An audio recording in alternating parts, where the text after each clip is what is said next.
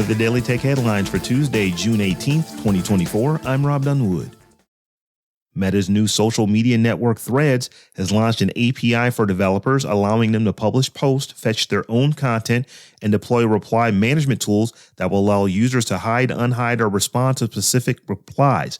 It will also allow developers to tap into analytics with measurements such as the number of views, likes, replies, reposts, and quotes at the media and account level. In a post on Threads, Meta CEO Mark Zuckerberg announced that the API is now widely available and coming to more of you soon. In addition to the Threads API, Meta also released a reference open source app on GitHub for developers to play around. Amazon announced Tuesday that its affordable pharmacy program RX Pass, which gives U.S.-based Prime customers access to generic medications for $5 per month, is expanding to Prime members on Medicare insurance, opening eligibility to an additional 50 million customers. Medicare users who take at least one medication would save up to $70 per year and even more for up to 2 or more medications.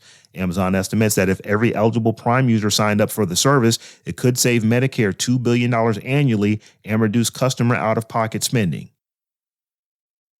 Just months after its launch, Apple is shutting down Apple Pay Later, the buy now pay later service introduced in October last year. Apple Pay Later let users take out pay later loans that could be paid in 4 installments over 6 weeks. In its place, users will be able to apply for installment loans from credit cards, debit cards, and lenders when checking out with Apple Pay later this year. Apple Pay Later is no longer offering new loans, but existing loans will not be affected.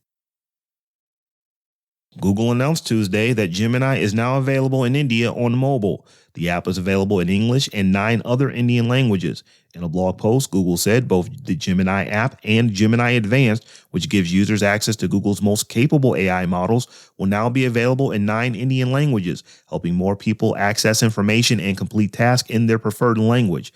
Google is also announcing that it is introducing Gemini in Google Messages to give users another way to collaborate with Gemini on their phones. In other Google news, the company's DeepMind artificial intelligence laboratory is working on a new technology that can generate soundtracks, even dialogue, to go along with videos. The video to audio or V2A technology project can be paired with Google Veo and other video creation tools like OpenAI's Sora. In his blog post, the DeepMind team explains that the system can understand raw pixels and combine that information with text prompts to create sound effects for what's happening on screen. The tool can also be used to make soundtracks for traditional footage, such as silent films and other video without sound. The Los Angeles Unified School District, the second largest school district in the United States, will meet Tuesday to consider banning smartphones for its 429,000 students, an attempt to insulate them from distractions and social media that undermine learning and hurt mental health.